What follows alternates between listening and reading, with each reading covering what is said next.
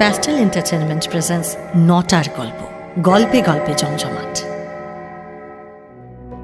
মেয়েটা পাক্কা চোর। গল্প গাছা নিয়ে থাকো বলে একা তুমি ওর কোনো খবর রাখো না। চারদিকে অভাব, আর ইনি একাই দাতা করানো এসেছেন। তারা এখানে আসে তোমার কাছে? আপনি আপনি লোক রাখবেন জ্যাঠামশাই? অভাবে স্বভাব নষ্ট, এই কথাটা শুনেছ তো?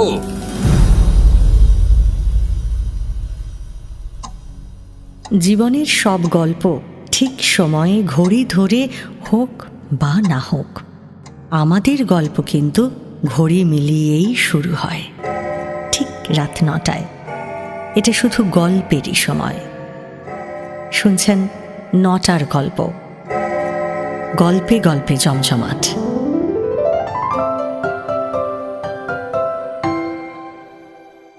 শুনছেন বিভূতিভূষণ বন্দ্যোপাধ্যায়ের লেখা বিপদ অবলম্বনে আজকের গল্প এক যে আছে মেয়ে।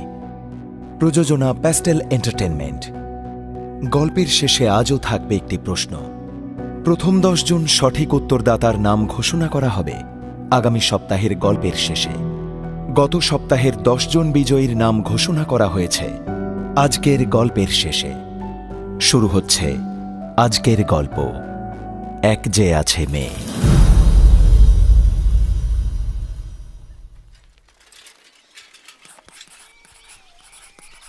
জ্যাঠামশাই, ও জ্যাঠামশাই, কে? আপনি লিখছেন বুঝি? কে ওখানে? আমি হাজু। হাজু জ্যাঠামশাই। কে? সকালবেলা যত সব উৎপাতের দল। ও মা, আমাকে চিনলেন না? আমি রামচরণের মেয়ে। কে রাম? রামচরণ বোষ্টম? ও, তুমি বোষ্টম বাড়ির মেয়ে? হ্যাঁ তো, আমাকে মনে পড়েছে জ্যাঠামশাই? না, তোমাকে চিনতে পারিনি, তবে তোমার বাবাকে মনে পড়েছে। আসলে তোমাকে তো কখনো দেখিনি। হ্যাঁ, ঠিক বলেছেন জ্যাঠামশাই, আমাকে আপনি কখনো দেখেননি, তবে বাবার কাছে আপনার কথা অনেক শুনেছি আমি। আসলে আগেই আপনার কাছে আসতাম, কিন্তু চিনি না তো, তাই সাহস পাইনি। তা তোমার তো বিয়ে টিয়ে হয়ে গেছে দেখছি। কোলেরটি খোকা বুঝি? হ্যাঁ, এই যে আমার খোকা জ্যাঠামশাই, আপনার পায়ের ধুলো নিয়ে ওর মাথায় দেব। একটু দাঁড়া। আরে ঠিক আছে ঠিক আছে। ও ও ও কি, একটু ভালো করে আশীর্বাদ করুন জ্যাঠামশাই, ছেলেটা যেন আমার মানুষের মতো মানুষ হয়। তা সে হবে খন, অনেক দেরি আছে। তা তোমার শ্বশুরবাড়ি কোথায়? এখন এলে কোথা থেকে? কালোপুরে আমার বিয়ে হয়েছে জ্যাঠামশাই, তবে এখন সেখানে থাকি না। থাকো না? তাহলে কোথায় থাকো? আপনি আপনি লোক রাখবেন জ্যাঠামশাই? লোক? মানে কাজের লোক? হ্যাঁ। না না, সে তো আছে। আমাদের বাড়িতে গয়লা বউ কাজ করে, সে অবশ্য অনেক দিনের লোক। যাও মা যাও, তুমি বাড়ির মধ্যে যাও, মেয়েরা আছে ওখানে, ভিতরে গিয়ে আলাপ সালাপ করো। আমি আপনার কাছে এসেছিলাম জ্যাঠামশাই, রাখুন না লোক। ঠাকুরের দয়ায় আপনার তো কোনো অভাব নেই। আরে কি মুশকিল, আমার লোক আছে তো। আর লোকের কি হবে, কটাই বা কাজ। বাড়ির মেয়েরাও তো আছে। তা লোক হিসেবে কে আসবে শুনি? আমি কাজ করব জ্যাঠামশাই। তুমি? এখানে তুমি কাজ করবে? সে কি? তা তোমার শ্বশুর বাড়ি? সেখানে খেতে পাই না যে, অতগুলো পেট এই আকালের বাজারে কি আর কাকে খাওয়াবে? যে কটা খুঁতকুড়ো পাই এই দুধের বাচ্চাকে খাওয়াই। কচি পেটটা তো আর অভাব পৌঁছে না জ্যাঠামশাই, খিদের কান্নাটাতেই ওরই বেশি। রাখবেন লোক, আমাকে মাইনে দিতে হবে না, একটু খেতে দিলেই হবে। তো মুশকিল হলো, এইসব হলো বাড়ির মেয়েদের ব্যাপার, এইসব আমি কি করে এখন। আচ্ছা তুমি এখানে দাঁড়াও, আমি বরং একটু ভিতরে গিয়ে দেখি। এই কই গো, শুনছো? কোথায় গেলে তুমি? কি হলো কি? অত চেঁচাচ্ছ কেন? বাড়িতে ডাকাত পড়েছে নাকি? না না, ডাকাত পড়বে কেন? বলছিলাম কি, মানে বাড়িতে একটা লোক রাখবে। লোক? হ্যাঁ। মানে কাজের লোক? আছে তো, গোয়ালা বউ, জানো না? আরে জানি তো, তা আরেকটা লোক যদি রাখো। আবার একটা লোক? ও বাবা, রাজা রাজরা হয়ে গেলে নাকি? হ্যাঁ, যে বাড়িতে এত দাসদাসী থাকবে? সে তো ঠিকই। তা কাকে রাখতে হবে শুনি? আসলে ছোটবেলার এক বন্ধুর মেয়ে এসে ধরেছে, অভাবের বাজার তো, তাই ভাবলাম যদি। চারদিকে অভাব, আর ইনি একাই দাতা করানো এসেছেন। শোনো, এবার থেকে যখন লিখতে বসবে বাইরের দিকের দরজাটা বন্ধ করে বসবে, বুঝেছ? যত সব আদিক্ষেতা। জ্যাঠামশাই, কি হলো জ্যাঠামশাই? আমি থাকবো? মানে না গো, মানে এখনই আমাদের আর কোনো লোকের দরকার, মানে একজন তো আছেই, বুঝতে পারছো তো। দরকার নেই? আচ্ছা, ফিরেই যাই তবে। ছেলেটা আমার সকাল থেকে কিছু খেতে পাইনি। এই তো বাবা, এই তো এক্ষুনি দুধ এনে দেবো। কাঁদে না শোনা, কাঁদে না। বাচ্চাটার জন্য না হয় একটু দুধ। হাজু, এই মেয়ে, যা, চলে গেল। ইস, একটু আগে মনে পড়লে। আরে কি হে তারিণী, এই রোদে তুমি দাওয়ায় দাঁড়িয়ে আছো কেন? এই গপ ভাবছো বুঝি? না, ওই একটু। এসো গোবিন্দ, ভেতরে এসো। না ভায়া, এখন আর যাবো না, হাট থেকে ফিরছি। বেগুন পুড়িয়েছিল, গিন্নির হুকুম। তুমিও তো জানোই, না মানলে কুরুক্ষেত্র হবে বাড়িতে। ও ভালো কথা, আসবার মুখে ওই রাস্তার ওপরে রামচরণের মেয়েটাকে দেখলাম না? হ্যাঁ, ওর নাম বললো হাজু, আজই দেখলাম। কাজের জন্য ঘুরছিল, গিন্নি বলেছেন লাগবে না আর কি। খুব ভালো বলেছেন, খুব ভালো। শোনো ভায়া, ওই হাজু বাজুকে ভুলেও বাড়িতে ঠাঁই দিও না কিন্তু। মেয়েটা পাক্কা চোর, বুঝলে হে? চোর? ওকে তুমি চেনো? আরে শুধু আমি কেন, দুনিয়া শুদ্ধ লোকে চেনে। গল্প গাছা নিয়ে থাকো বলে একা তুমি ওর কোনো খবর রাখো না। দাসে যাই হোক, খবরদার বাড়ির চৌহদ্দিতে ওর ছায়া পড়তে দিও না কিন্তু। কেন? একটা ঘটি বাটি আর খুঁজে পাবে নাই বলে দিলুম তোমাকে। ওহো, দেখো তোমার সাথে কথা বলতে বলতে কত বেলা হয়ে গেল, চর করে রোদ চড়ছে। চলিয়ে তারিনি, ও বেলা না হয় চা মুড়ি খেতে আসবো, বৌদিকে বলে রেখো কিন্তু। তারিণী মুখুজ্জে গল্প টল্প লেখেন, তাই গ্রামের বাকি খবরাখবর তার কাছে একটু কমই আসে। বর্ধমান স্টেশন থেকে ক্রোশ তিনেক দূরের এই বেড়াচাঁপা গ্রামটা বলতে গেলে তারিণীর জন্যই বিখ্যাত হয়ে আছে। তার লেখা জেলার পত্রপত্রিকায় তো বটেই, শহরের বইপত্রেও ছাপা হয়। একবার নাম হলে লেখার চাপও থাকে। তারিণীর তাই নষ্ট করার মতো সময় বড় কম। সেই সঙ্গে জমি জিরেত, বাজারের দিকে একটা দোকান, এই মিলিয়ে ঠাকুর করে আয়ও তার খুব একটা কম নয়। সেসব নিয়েও তাকে বেশ ব্যস্ত থাকতে হয়। কিন্তু তা বলে যে মুখ দেখে লোক চিনতে পারবে না, তেমন মানুষ কিন্তু তারিণী নয়। তারিণী মুখুজ্জে তাই কিছুতেই বিশ্বাস করতে পারে না যে এই হাজু নামের মেয়েটা চোর।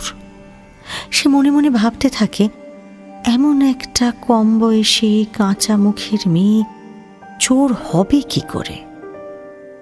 তার কি তবে চিনতে ভুল হলো? গোবিন্দ তাহলে কি বলে গেল? এইসব 7-5 ভাবতে ভাবতে ঘরের ভেতরে ঢুকলো তারিণী মুখুজ্জে। আর সেখানে পৌঁছেই এক একটা চিৎকার কানে এলো তার। দিবি নাকি আমি তোকে দেবো? কাজের মেয়ে গোয়ালা বউয়ের ওপরে তারস্বরে চেঁচাচ্ছে তার গিন্নি ননিবালা। আমার পেতলের ঘটিটা কোথায় রেখেছিস? দে দে, শিগগির বার করে দে। বলছি আমি নিয়ে নি। আরে পুকুর ঘাট থেকে এক ঝুড়ি বাসন মেজে নিয়ে এলি, সেখানে তো ঘটিটাই নেই। দে বলছি, নইলে ভালো হবে না কিন্তু। দিবি নাকি আমি তোকে দেব? তোমার ঘটির আমি কি জানি মাঠান? যা যা বাসন দিয়েছিলে সে সবই তো মেজে এনেছি, শুধু মুধু চোখ রাঙাচ্ছ। শুধু মুদু? আমার পেতলের ঘটিটা ছিল না ওখানে? ফের মিথ্যে কথা। অমন ঝকঝকে সুন্দর ঘটিখানা সবে সবে বার করেছি, এর মধ্যেই মা গো মা, কি চোর সব! কি চোর? দেখো মাঠান, একদিন তোমার ঘরে কাজ করেছি, একটা সুতোতেও হাত দিইনি, আর তুমি আমাকে কিনা চোর বললে। তারিণী, মুখে রক্ত ও বলে কাজ করেছে, তারিণী! আর আমায় কিনা চোর বলা। রইলো তারিণী! তোমাদের কাজ। আমি আর কাজ করব না, আমায় খালি মিথ্যে বল। ও তারিণী, একবার বাইরে আসবে? হ্যাঁ বলো, ডাকছিলে? আবার ফিরে এলে যে? দেখো, তখন এত কথা বললাম, এই চিঠিখানাই দিতে ভুলে গেছিলাম। এই নাও, ধরো তোমার চিঠি। সেই কখন থেকে ডাকছি, তোমার বাড়িতে যা চিল চিৎকার চলছে, আমার ডাকা শুনবে কি করে? তা হ্যাঁ ভাইয়া, এই ভর দুপুরে আবার কি হলো? হ্যাঁ, হবে আর কি। গিন্নির আজ একটা নতুন ঘটি খোয়া গেছে, তাই নিয়ে গোয়ালা বউয়ের সঙ্গে চলছে। কি বললে? আজকে খোয়া গেছে? হ্যাঁ, কেন, আবার কি হলো? এই আজই তোমার বাড়িতে ওই মেয়েটা এসেছিল না? মেয়েটা? তার মানে মানে হাজুর কথা বলছো? আরে হ্যাঁ হ্যাঁ, আর কার কথা বলবো? আরে ধুর, সে তো বাড়ির ভেতরেই ঢোকেনি, বাড়ির বাইরে থেকেই চলে গেছে। আরে তোমার গিন্নির ঘটিও তো বাইরে থেকেই চুরি হয়েছে না, ওই পুকুর ঘাট থেকে। কি বলো? হ্যাঁ, যাই গে বাবা, আমি বাড়ি যাই। তোমাদের ঝামেলা তোমরা মেয়েটাও, দেরি হলে আবার আমার গিন্নি আমাকে আস্ত রাখবে না, বুঝলে কি না? গোবিন্দর কথাগুলো এবার যেন তারিণীর বুকের মাঝখানটায় এসে একেবারে বিঁধল। সত্যিই তো, গোয়ালা বউ এতদিন ধরে আছে, কোনোদিন এ বাড়ি থেকে কুটোটি হারায়নি, আর আজ তাহলে কি হলো? পুকুরঘাট থেকে ঘটিটা কি সত্যিই তবে হাজু সরিয়েছে? না, সামান্য একটা ঘটি নিয়ে এত ভাবনা তার পোষায় না। তবে বুকের খচখচানিটা তারিণীর গেল না। লেখার ব্যস্ততা আর জমি জমার ঝামেলায় কয়েকটা দিন হু হু করে কেটে গেল তার। পুকুরঘাটের পাশের আগাছার ভেতর থেকে ঘটিটার খোঁজ মেলার পরে হাজুর কথাটা ভুলেও গিয়েছিল তারিণী। সেদিন রায়েদের বাড়িতে কি একটা ব্রত ছিল। তারিণী এ গাঁয়ের গণ্যমান্য মানুষ, তাঁর তো নেমন্তন্ন থাকবেই। দু একটা ফলমূল মুখে দিয়ে বেরিয়ে আসতেই মেয়েটার সঙ্গে দেখা হয়ে গেল তার, হাজু। রোয়াকে বসে তখন হাউ হাউ করে একটা তরমুজের ফালি চুষছিল সে। ওর খাওয়ার ধরন দেখে এই শব্দটার বাইরে আর কিচ্ছু ভেবে পেল না তারিণী। ভীষণ মলিন একটা কাপড় পরে আছে মেয়েটা, তার পাশে দু এক টুকরো পেঁপে আর তালের পাটালি পড়ে আছে। সামনের পুঁটলিটায় নিশ্চয়ই ভিক্ষা পাওয়া চাল। আজ সে একাই, তার ছেলেটা কোলে নেই। তারিণী পাশ কাটিয়ে চলেই আসছিল, এমন সময় শুনল, জ্যাঠামশাই, ও জ্যাঠামশাই, এই যে এদিকে। হ্যাঁ হ্যাঁ, নেমন্তন্ন খেতে এসেছিলেন? বাড়ি যাচ্ছেন বুঝি? বাড়ি? না না, হ্যাঁ হ্যাঁ, কাজে কাজে যাচ্ছি। তা তুমি ভালো আছো তো? ভালো আর কোথায় আছি, আজ এখানে একটু ফলমূল পেশাদ পেলাম, তাই পেটে কিছু পড়লো। অর্ধেক দিন তো একবেলা জল ঢালা ভাত, আরেক বেলা উপোস। লোকের বাড়ি কাজ করে মার কটা টাকাই বা পায় বলুন? বাড়িতে আরো দুটো ভাই বোন, তার উপরে খোকা কিনি আমি। হুম, বুঝলাম। তা এসো আমাদের বাড়িতে কোনো দিন, একটু চাল টাল নিয়ে যেও, বুঝলে? যাবো জ্যাঠামশাই, আপনি রাগ করবেন না তো? না না, রাগ করবো কেন, তুমি এসো কেমন? আচ্ছা, নিশ্চয়। নিশ্চয়ই যাব। তারিণী ভেবেছিল মেয়েটাকে এড়িয়ে যাবে, কিন্তু ওর মলিন কাপড়, রুক্ষ চুল আর অমন গোগ্রাসে খাওয়া দেখে কিছুতেই সরে যেতে পারল না। বলবো না করেও তাকে নিজের বাড়িতে আসতে বলে দিল, এবং তার ঠিক দিন কয়েক পরে তারিণীর বাড়ি থেকে বেশ কিছুটা চাল, ডাল, আলু পটলের ভিক্ষে নিয়ে গেল হাজু। মাথায় তেল মেখে স্নানও সারল। এমনি করে দিন 2-3 তারিণীর বাড়িতেই আসা যাওয়া করল মেয়েটা। তাকে মাঝে মধ্যে গিন্নির পুরনো কাপড় আর টুকটাক এটা সেটা দিত তারিণী, মাঝে মধ্যে নেমন্তন্ন করে খাওয়াতো। তবে হাজু সে বাড়িতে এসে তারিণী ছাড়া আর কারোর সঙ্গে কখনো কথা বলেনি, আলাপও করতে চায়নি। ঘরের একটা কোণ ঘেঁষে বসে থাকে সে। তাকে যে বাড়ির লোকজন মোটেই পছন্দ করে না সেটাও বেশ বোঝে তারিণী। একে তো তার এমন ভিখিরির মতো চেহারা, তার উপর দুজনের ভাত মেয়েটা একাই খায়, সেই সঙ্গে মাছ টাছ জুটে গেলে তো কথাই নেই। আড়ালে দীর্ঘশ্বাস ফেলে তারিণী। হায় রে, যে মেয়েটা খেতে এত ভালোবাসে তার পাতেই কিনা ভাতের অভাব। হাজুর প্রতি কি এক মায়ার টানে যে আটকে পড়েছে তারিণী, তা সে নিজেও বোঝে না। হয়তো সবাই তাকে দূরছাই করে বলেই মেয়েটার প্রতি তার এমন মায়া পড়ে গেছে। সেদিন নিজের ঘরেই ছিল তারিণী। আচমকা বাইরে থেকে একটা কান্নার শব্দ শুনতে পেল। এমন করে কে কাঁদছে দেখার জন্যই তড়িঘড়ি ঘর থেকে বেরিয়ে এলো তারিণী। আর বাইরে এসে যা দেখল তাতে সে অবাক। তার ঘরের বাইরে দাঁড়িয়ে হাপুস নয়নে কেঁদে যাচ্ছে হাজু। কি হলো হাজু? আরে কি মুশকিল, এভাবে কাঁদছো কেন? এই দেখো, আরে আরে কান্নাটা থামাবে তো। কি হয়েছে? আমাকে না বললে বুঝবো কি করে বলো তো? ওরা ওরা আমাকে খুব মেরেছে জ্যাঠামশাই। এই দেখুন, দেখুন, এই যে এখানে দাগড়া হয়ে গেছে। কে মেরেছে তোমাকে? দেখি দেখি। ইস, এই যে সত্যি দাগ পড়ে গেছে। আজ আজ সকালে চক্করটিরা আমাকে খুব মেরেছে। আমার কাপড় ছিঁড়ে গেছে। এই দেখুন। চক্রবর্তী মানে মধু চক্রবর্তী? সে কি এভাবে মারলো কেন? কি কি করেছিলে তুমি? কিছু কিছু করিনি জ্যাঠামশাই, আমি শুধু ভিক্ষে করতে গেছিলাম, সেই দোষেই আমাকে এমনি এমনি মেরেছে। আমার আমার হাতে একটা ঘটি ছিল, সেটাও কেড়ে নিয়েছে ওরা। ভিক্ষা করতে যাওয়ায় তো কোনো দোষ নেই, সেই জন্য এমনি এমনি কেউ কাউকে মারে? আচ্ছা, আমি দেখছি। তুমি এখন বাড়ি যাও। আপনি আপনি আমাকে ভোলাচ্ছেন জ্যাঠামশাই। কি মুশকিল, তোমাকে ভোলাবো কেন? আমি সত্যিই খোঁজ নেব। এই তো এক্ষুনি বেরোচ্ছি। চলো তোমাকে বাড়ি পৌঁছে দিয়ে আসি, তারপরে চক্রবর্তীদের বাড়িতে যাব। আমার আমার মাকে কিছু বলবেন না জ্যাঠামশাই। আচ্ছা, বেশ বেশ, এসো আমার সঙ্গে এসো।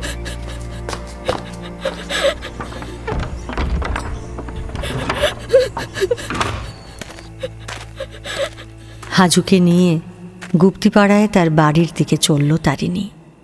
রামচরণ বোষ্টমের বাড়িতে বহুকাল আগে ছোটবেলায় 2-1বার এসেছে সে। ছোট জাতের ঘরে ছেলের যাওয়া আসা পছন্দ করতেন না তারিণীর বাবা। রামচরণ তাদের বাড়িতে এলেও বোষ্টমদের দরজায় পা দিতে গিয়ে তারিণীকে ছেলেবেলায় বাবার হাতে বেশ কয়েক ঘা মারও খেতে হয়েছে। আজ কতদিন পরে গুপ্তিপাড়ায় এলো তারিণী। এলাকার শ্যাওলাধরা পুকুর পাড়েই হাজুদের বাড়ি। রামচরণ বোষ্টমের সময় সে বাড়িতে তুলসী মঞ্চ, ছোট একটা ঝুলন বেদি আর নিকোনো উঠোন ছিল। স্বাচ্ছন্দ্য না থাকলেও একটা সাজ ছিল। কিন্তু আজ সেই বাড়িটা দূর থেকে দেখে কেমন যেন গুম হয়ে গেল তারিণী। হতদরিদ্র চেহারার, টালি ভাঙা একটা ঘর।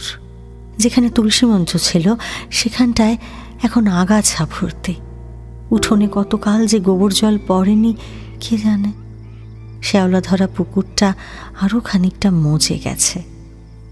সেই ভাঙা বাড়ির উঠোনে হাজুর ছোট্ট উলঙ্গ ছেলেটা হামা দিয়ে আর ধুলোবালি খেয়ে বেড়াচ্ছিল। তারিণীর গলা ভারী হয়ে এলো। তাড়াতাড়ি হাতের উল্টো পিঠ দিয়ে চোখটা একবার রগড়ে নিল। তারপর হাজুকে বলল, যাও যাও, বাড়ি যাও, আমি আর যাব না। এখান থেকে আমি মধু চক্রবর্তীর বাড়িতে যাব, বুঝলে? তোমাকে কেন এমনভাবে মেরেছে সে কথা জিজ্ঞাসা করব ওকে। আর কেঁদো না হাজু, ছেলেটাকে কিছু খেতে দাও, যাও। হাজুকে বাড়ি পৌঁছে দিয়ে ওই খাঁখা রোদ মাথায় নিয়ে মধু চক্রবর্তীর বাড়ির দিকে চলল তারিণী। তার মনটা আজ খুব ভারী হয়ে আছে। কি এক অব্যক্ত যন্ত্রণা যেন কুড়ে কুড়ে খাচ্ছে তাকে। তারিণী এমনিতে সেই গ্রামের মাতব্বর গোছের একজন, তার উপর পল্লীমঙ্গল সমিতির সেক্রেটারিও। কাজেই যে কোনো অনৈতিক কাজের কৈফিয়ত সে নিতেই পারে। হনহন করে পা চালিয়ে মধু চক্রবর্তীর বাড়িতে পৌঁছল তারিণী। গলা খাঁখারি দিয়ে ডাক দিল, মধু, ও মধু, মধু, ও মধু, বাড়ি আছো নাকি হে? ও মা, কি কপাল! আরে তারিণী দাদা যে, আসুন আসুন আসুন। এই দুপুর রোদে বাইরে দাঁড়িয়ে কেন? আসুন দাদা আসুন। এই ওগো, শুনছো? দেখো কে এসেছেন। না না, ব্যস্ত হওয়ার কিছু নেই। আমি ভেতরে বসতে আসিনি, তোমার সঙ্গে একটা জরুরি কথা ছিল, সেটা বলেই আমি চলে যাব। হ্যাঁ হ্যাঁ দাদা, বলুন না বলুন না। আমি কি কোনো অপরাধ করে ফেলেছি? মানে আপনাকে কেমন যেন অসন্তুষ্ট বলে মনে হচ্ছে। তুমি হাজুকে অমন বিশ্রীভাবে মেরেছ কেন? হাজু? আবার তার ঘটিও নাকি কেড়ে নিয়েছো? তাকে তো ঠিক, ও ওই ভিখিরি মেয়েটা? ও ভিখিরি নয় মধু, ও বোষ্টম বাড়ির মেয়ে। ওই হলো দাদা, কোনো কাজকর্ম করে না, ওই এখন ভিক্ষে করেই খায়। তাতে হয়েছেটা কি? তোমার দয়ায় তো আর খায় না। ভিক্ষে করে বলেই তুমি মারবে? না তারিণী দাদা, গ্রামে কত লোকই তো ভিক্ষে করতে আসে। ভিখারিদের গায়ে হাত তোলার মতো পাপ আমি করিনি। ওই মেয়েটা তো পাক্কা চোর। হ্যাঁ, কি বলতে চাইছো তুমি? নিজের শ্বশুর বাড়িতেও চুরি করে খেত বলে ওকে সেখান থেকেও তাড়িয়ে দিয়েছে, জানেন না? চোর? হ্যাঁ। কি চুরি করেছে ও? এই আমাদের বাড়ি ভিক্ষে করতে গিয়ে গাছ থেকে কোচর ভরে লঙ্কা চুরি করেছে। তা ধরুন প্রায় পোয়াটাক হবে। হ্যাঁ, আরো একদিন ভিক্ষে করতে এসে গাছের পাকা পেঁপে ভেঙে নিয়ে গেছে। ও, এই 2-4 বার এমন ঘটনা ঘটার পরে আর মাথা ঠিক রাখতে পারিনি। মিথ্যে বলবো না, আজ একটা ছোপটি দিয়ে মেরেছি ওকে। কিন্তু কিন্তু এই কথা আপনি কি করে জানলেন? না, আপনার কাছে কি নালিশ করেছে বুঝি? ও তো এই গায়ের সকলের বাড়িতে প্রায় রোজই চুরি করে বেড়াচ্ছে। আমার কাছে নালিশ করেছে? যাক, মেয়েটাকে আমি বলে দেব তোমার বাড়িতে যেন আর ভিক্ষা করতে না আসে। আপনি আপনি রাগ করলেন তারিণী দাদা। আসলে মেয়েটা অভাবে স্বভাব নষ্ট, এই কথাটা শুনেছো তো?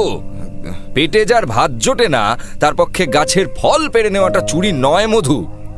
মেয়েদের গায়ে হাত তোলাটা তার চেয়ে অনেক বড় অপরাধ। যাকগে, শোনো, এবার থেকে তোমার ওই গাছ গাছালি ফল পাকড় এগুলো সামলে রেখো মধু। হ্যাঁ, গ্রামে ভিখারি বাড়ছে। আর চলি দাদা।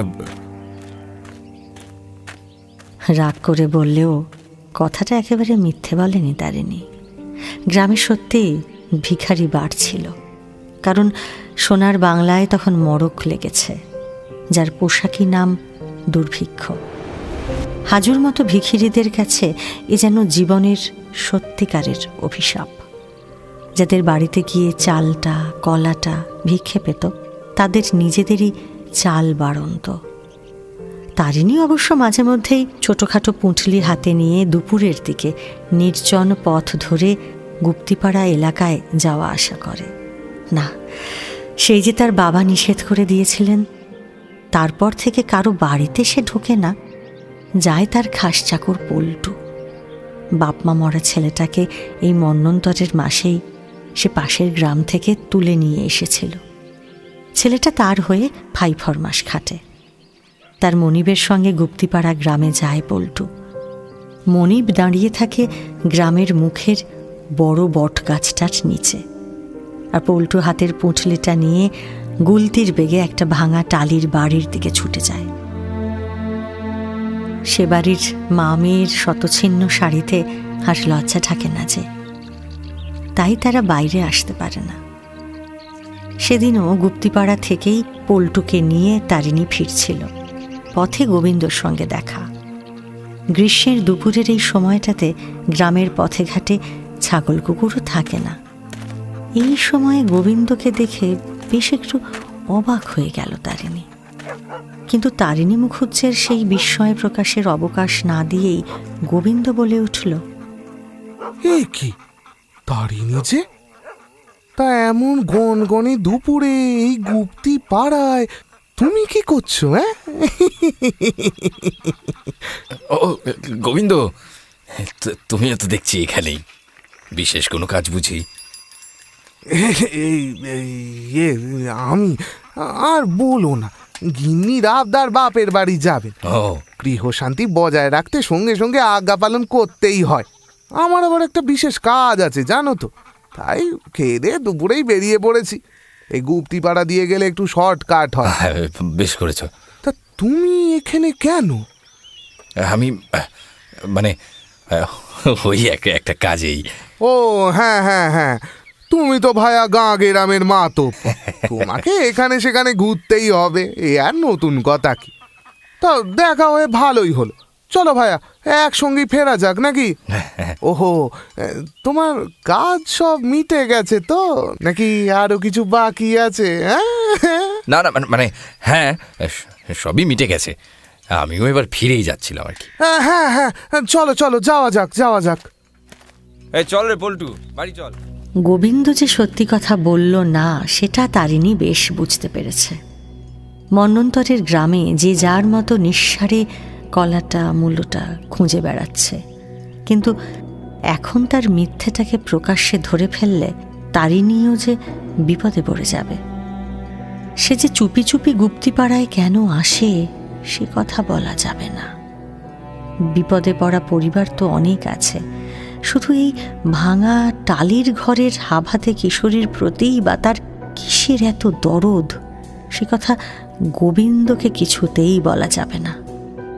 না, ৭-৫ ভেবে তারিণী চুপ করেই গেল। নিজের মিথ্যেটাকে ঢাকা দিতে সারা রাস্তা জুড়ে গোবিন্দ অনবরত বক বক করেই চলল। তারিণী দু একটা হুঁ হাঁর বাইরে আর বিশেষ কিছু বলল না। তার মাথায় তখন একটাই চিন্তা, তার গুপ্তিপাড়ায় আসার কারণটা গোবিন্দ সত্যি কতটা আঁচ করতে পারল। তার নিজের গ্রামে কথাটা রটলে ঠিক কতখানি ঝামেলা হবে ভাবতে ভাবতে একটু যেন বিষণ্ণ হয়ে পড়ল তারিণী। দুর্ভিক্ষটা এবার বেশ জাঁকিয়ে বসেছে। তার থাবায় একের পর এক গ্রাম উজাড় হয়ে যাচ্ছে। চেনা মানুষজনদের আর চেনা যায় না যেন ঠিক মতো। যে ঘরবাড়ির রমরমা ছিল সেই সব ঘর এখন দিনে দুপুরেই টিমটিম করে। রাতের অন্ধকারে তো কথাই নেই। তারিণীর জমি জমার অবস্থাও প্রায় ফুটি ফাটা। গোলায় মজুত করে রাখা লক্ষ্মীর দানার ভরসাতেই রয়েছে সে। কিন্তু এই অনিশ্চিত সময়টাতেও একটা বিষয় মনের মধ্যে বেশ খচখচ করে তার। হাজু মেয়েটাকে গ্রামে আজকাল আর দেখা যায় না কেন? পল্টুকে চুপি চুপি গুপ্তিপাড়ায় পাঠিয়েও হাজুর কোনো খবর সে পায়নি। তাকে সেখানে দেখতেই পায়নি পল্টু। মেয়েটা তাহলে গেল কোথায়? আবার শ্বশুর বাড়িতে ফিরে গেল? না না, তারিণী ভাবে সেটা তো হবার নয়। কারণ যে মেয়ের রাক্ষসে খিদের জ্বালায় শ্বশুর বাড়ি তাকে তাড়িয়ে দিয়েছিল, সেই বাড়িতেই আবার কি করে ফিরে যাবে হাজু? না, সেখানে হাজু যায়নি। এই ব্যাপারে তারিণী নিশ্চিত হয়ে গেল। পরক্ষণেই মনের মধ্যে এলো, তাহলে মেয়েটা গেল কোথায়? আর এই ভাবনাটা মাঝে মাঝেই তার মাথায় চেপে বসে। সেদিন সকালে গ্রামসভার একটা কাজে বেশ হনহন করে রাস্তা দিয়ে হাঁটছিল তারিণী। হঠাৎ পিছন থেকে এক মহিলা কণ্ঠের ডাক শুনে থমকে গেল সে। দাদা ঠাকুর, ও দাদা ঠাকুর। আমাকে ডাকছো? তোমাকে তো ঠিক আমি বসতাম বউ গো, গুপ্তিপাড়ায় বাড়ি, ওই হাজুদের বাড়ির পাশেই থাকি আমি। তোমাকে ওখানে দেখেছি গো দাদা ঠাকুর, কথা কইতে সাহস হয়নি। তুমি হাজুর পড়শি? হ্যাঁ গো দাদা ঠাকুর। হাজুর কোনো খবর জানো? মেয়েটাকে অনেকদিন দেখি না যে। সে তো একটা কাণ্ড করেছে দাদা ঠাকুর, আপনি শোনেননি? কাণ্ড? কি কাণ্ড করলো হাজু? হাজু বনগায় কি নাম লিখিয়েছে গো দাদা ঠাকুর। নাম লিখিয়েছে? হাজু? কি বলছো? আমাদের হাজু? লেখানোর মানেটা জানে। জীবনের সব থেকে অন্ধকার দিকটাকেই বেছে নেওয়াকে এই গাঁগঞ্জে বলে নাম লেখানো। তার মানে হাজু বেশ্যাবৃত্তি নিয়েছে। সে আজ এক নিষিদ্ধ পল্লীর মেয়ে। তারিণীর মাথাটা কেমন চক্কর দিয়ে উঠল। হাজু শ্যামলা, রোগা, লোভী, কিন্তু সরল মুখখানার সঙ্গে এই কথাটাকে সে কিছুতেই মেলাতে পারল না। বৈষ্ণব বউ চলে গেলে সেও নিজের কাজ সেরে তাড়াতাড়ি ঘরে ফিরে এলো। আজ আর কিছুতেই মন বসছে না তারিণীর। মাঝে অনেকটা সময় চলে গেল। দুর্ভিক্ষ তখন যাই যাই করছে। তবুও পথের পাশে এখানে ওখানে আজও দু একটা না খেতে পাওয়া মানুষের কঙ্কাল দেখা যায়। তারা বেশিরভাগই ত্রিপুরার মানুষ। চোখের জল আর বুকের আগুনও এবার নিভু নিভু হয়ে এসেছে। দেখতে দেখতে পৌষ মাস এসে পড়ল। শীতটা বেশ জাঁকিয়ে পড়েছে। রানাঘাট শহরের একটা পাঠাগার মানে লাইব্রেরির বার্ষিক উৎসবে যোগ দেওয়ার জন্য তারিণীর কাছে নিমন্ত্রণ এসেছে। ফেরবার পথে ট্রেন ধরবার তাড়া ছিল তারিণীর। তাই সোজা পথ ছেড়ে একটা গলির মধ্যে দিয়ে বাজারের রাস্তায় এসে উঠবে ভাবল তারিণী। গলিটার মধ্যে ঢুকে হনহনিয়ে চলেছে সে। বেশ কিছু দূর এসেও পড়েছে। এমন সময় পিছন থেকে একটা ডাক ভেসে এলো। জ্যাঠামশাই, ও জ্যাঠামশাই। কে? এই যে আমি হাজু, এই তো বাঁদিকে তাকান। গলিটা আধো অন্ধকার, তার উপর কেমন যেন ধোঁয়া ধোঁয়া। তাই প্রথমে ঠিক বুঝতে না পারলেও একটু চোখ সইয়ে ভালো করে তাকালো তারিণী। তারপর একটা রোয়াকোলা ঘরের সামনে তার চোখ পড়ল। হ্যাঁ ঠিক, ও তো হাজু, কিন্তু হাজুকে আর চেনা যায় না। সেই শীর্ণ চেহারা আর মলিন মুখটাই আর নেই যে। ধাঁ করে মনে পড়ে গেল কে যেন তারিণীকে বলেছিল যে হাজু এখন নাম লিখিয়েছে। তার মানে এই পাড়াটা নিষিদ্ধ পাড়া? না, এখন আর সেসব ভেবে লাভ নেই তারিণীর। অনেকটা দূর এসে পড়েছে সে। হাজুর সঙ্গে কথা না বাড়িয়ে এগিয়েই যাচ্ছিল তারিণী মুখুজ্জে। এমন সময় পিছন থেকে হাজু বলল, ও জ্যাঠামশাই, আমাকে চিনতে পারলেন না? আমি আপনাদের সেই হাজু। আসুন না আমার ঘরে, এই যে এই ঘরটাতেই আমি থাকি। না না না, এখন আর সময় নেই বুঝলে, ট্রেন ধরতে হবে আমাকে। আরে সারা রাত ধরে ট্রেন চলে জ্যাঠামশাই, একটা না পেলে আরেকটা ঠিক পাবেন। আসুন না একবার, একটু পায়ের ধুলো দিয়ে যাবেন। চলো তাহলে। তারিণী অবাক হয়ে ভাবল হাজু এমন গুছিয়ে কথা বলতে শিখেছে। তাকে দাঁড়িয়ে পড়তে দেখে প্রায় জোর করেই তাকে নিজের ঘরে নিয়ে গেল হাজু। আসুন আসুন, বসুন এখানে। খড় ছাওয়া নিচু রোয়াক পেরিয়ে তার একটা মাঝারি ঘর। নিচু তক্তপোষের ওপরে ফর্সা ধপধপে চাদরটা টান টান করে পাতা। দেওয়ালে সিগারেট মুখে সাহেব মেমের ছবি। তার পাশে বাঁশি হাতে কেষ্ট ঠাকুরও আছেন। ছোট জলচৌকির ওপরে কয়েকটা কাঁসার বাসন রেড়ির তেলের অল্প আলোয় যেন ঝকঝক করছে। মেঝেতে একটা পুরনো মাদুর পাতা, ঘরের একটা কোণে একজোড়া ডুগি তবলা, একটা হুঁকো, টিকে তামাকের মশলা। সারা ঘর জুড়ে চোখ বুলোচ্ছে তারিণী। কত সামান্য আয়োজন, কিন্তু কি পরিপাটি করে রেখেছে হাজু। হাভাতে মেয়েটা কবে যে এত গোছাতে শিখল ভেবে পায় না তারিণী মুখুজ্জে। হাজু বলে, এটা এটা আমার ঘর। কেমন দেখছেন জ্যাঠামশাই? ভালোই। ও মা, দাঁড়িয়ে রইলেন কেন? বসুন না। আমি আমি বরং একটু চায়ের জল বসাই। হ্যাঁ, না না, কিচ্ছু লাগবে না, আমার খিদে নেই। আরে সামান্য একটু চা তো, ওর জন্য খিদের দরকার হয় না জ্যাঠামশাই। তুমি চা খেতে শিখলে কবে? এই তো এখানে এসে। দুবেলা চা না খেলে এখন আর কিছু করতে পারি না। এই এই পেয়ালা কিনেছি, এই যে জ্যাঠামশাই দেখুন। আর এই যে আয়নাটা দেখুন, কেমন সুন্দর না? ওই দেখো, কাজল লতাটা বাইরে পড়ে, দেখেছেন? এ মা, এটা এটা কাল বাজার থেকে এনেছি জ্যাঠামশাই। সুন্দর হয়েছে না? দেখুন। পতিতার ঘরে বসার কোনো ইচ্ছেই ছিল না তারিণী মুখুজ্জের, কিন্তু তাকে জোর করে ঘটির জলে পা ধুইয়ে তক্তপোষে বসিয়ে বড় যত্ন করে চা সন্দেশ এনে দিল হাজু। এখানে বসুন জ্যাঠামশাই। আঙুল ঘুরিয়ে ঘুরিয়ে তারপর এটা ওটা দেখাতে লাগলো। দেখুন, বাহ বাহ, খুশিতে একেবারে ডগমগ করছে মেয়েটা। খুব। তারিণী ভেবেছিল এই পেশায় আসার জন্য হাজুকে সে তিরস্কার করবে, কিন্তু ওর খুশি দেখে কিছুই বলে উঠতে পারল না আর।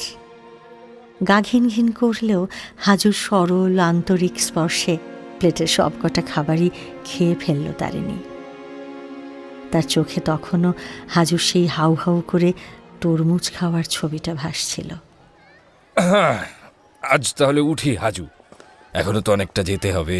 ও মা, চলে যাবেন জ্যাঠামশাই? আচ্ছা, একটু দাঁড়ান। আমার মায়ের জন্যে 5টা টাকা আর একখানা শাড়ি যদি দিই, আপনি পাঠিয়ে দিতে পারবেন? দাও, পাঠিয়ে দেব। মায়ের বড় কষ্ট জ্যাঠামশাই। আমার ছেলেটাকে ওখানে রেখে এসেছি তো, মাকেই সব দেখাশোনা করতে হয়। মাঝে মাঝে টাকা পাঠাই, কে জানে মা পায় কি না। টাকা কে দিয়ে আসে? মধু চক্রবর্তী, গোবিন্দ জ্যাঠা। মধু, গোবিন্দ, তারা এখানে আসে তোমার কাছে? আসে তো। তুমি ওদের হাত দিয়ে মাকে জিনিস পাঠাও? তাদের হাত দিয়েই বাড়ির জন্য টাকা, ফল, শাড়ি, দরকারি জিনিস সবই কিনে পাঠাই। এই যে জ্যাঠামশাই, এখানা মাকে দেবেন। দাঁড়ান, একটা পেন নাম করি।